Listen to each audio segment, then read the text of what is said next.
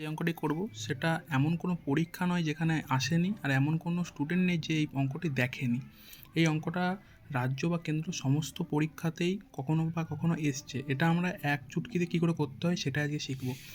এটি করার প্রথম নিয়ম হচ্ছে এখানটি কেটে এটাতে 1 কমাতে হবে 8, এবং এটিতে কেটে একটি 1 বাড়াতে হবে মানে 9। উত্তর হয়ে গেল। উত্তরটি কত? 9 8 9 9 9 8 9 9। এটি হচ্ছে অ্যান্সার। একই রকমভাবে তার পরেরটি যদি আমরা দেখি, এখানে একটু ভুল টোকা হয়ে গেছে। এটা হচ্ছে 2টি 2 9 আছে। যেহেতু 2টি 2 9 আছে, তার জন্য আমরা তৃতীয় 9টিকে কেটে সেখানে আমরা 1 কমিয়ে দেবো, মানে 8 করে দেবো।